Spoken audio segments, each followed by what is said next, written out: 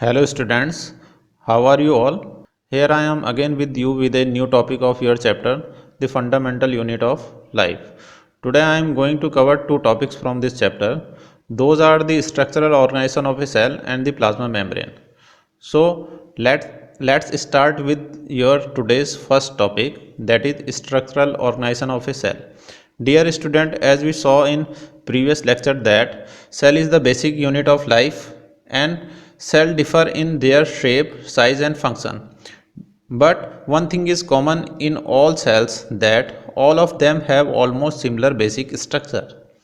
If we study a cell under a compound microscope in our biology lab, then we can see three functional structure very clearly. These structures are plasma membrane, cytoplasm and nucleus.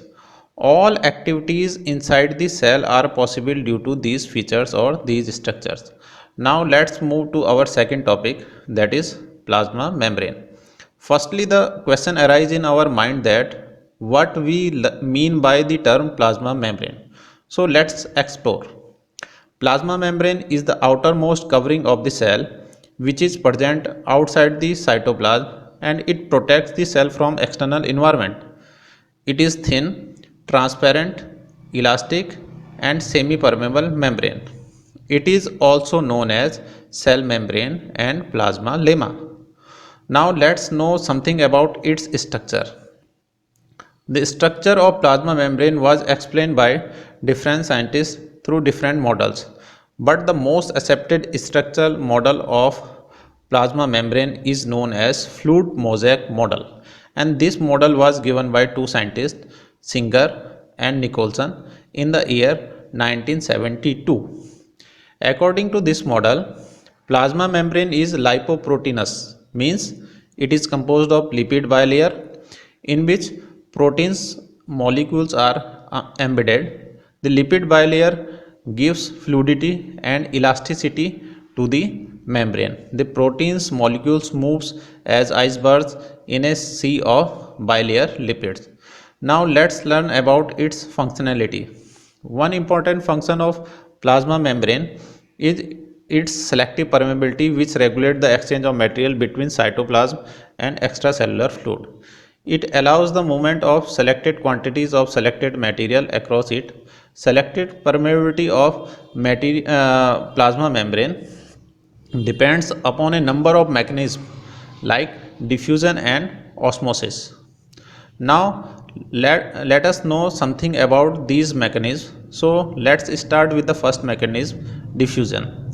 In case of cell, diffusion is the movement of material from a region of higher concentration to a region of low concentration across the plasma membrane.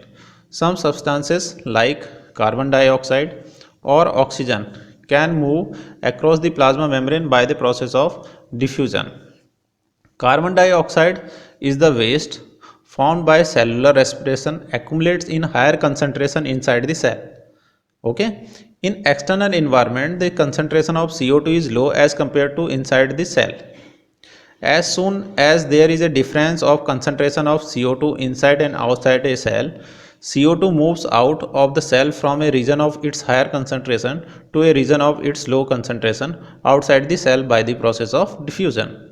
Similarly, oxygen enters the cell by the process of diffusion when the level or the concentration of oxygen inside the cell decreases. Thus, from this, we have understand that diffusion play an important role in gases exchange between the cells and its external environment. So, dear student, you can understand this from the diagram as given in front of you. Here, the exchange of CO2 and O2 takes place between alveolus of lungs and capillary around it due to the relative difference in the concentration of these gases at these two sites. Similarly, there is another mechanism which is known as osmosis. So basically, osmosis is the movement of water molecules from a region of high water concentration to a region of low water concentration through selective permeable membrane. The movement of water into and out of the plant cell or animal cell depends on the nature of external solution. And on the basis of their nature, there are three types of solution. hypertonic solution, hypotonic solution, and isotonic solution. So let's explore these three types of solution, in which first type of solution is hypertonic solution. Hypertonic solution is highly concentrated solution which has low water concentration than the cell. So if we put an animal cell or plant cell into a salt or sugar solution, which is a type of hypertonic solution, then the water will moves out of the cell through plasma membrane. Therefore cell will shrink, and this process is known as exosmosis. So students, you can visualize the process of exosmosis from the diagram given in front of you.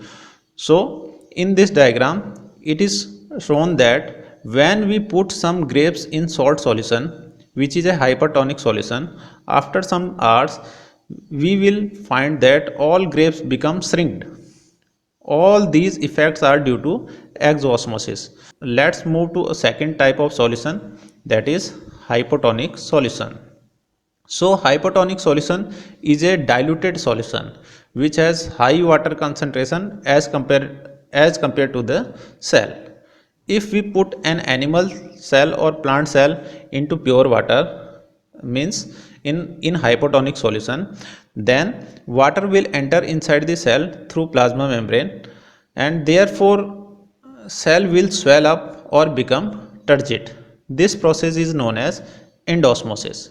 So students, you can visualize the process of endosmosis from diagram given in front of you. So in this diagram it is shown that when we put some resins in pure water, which is a hypotonic solution, after some hour we will find that all resins will swell up or become turgid.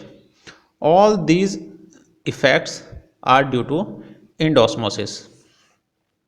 Now let's move to third type of solution, that is isotonic solution.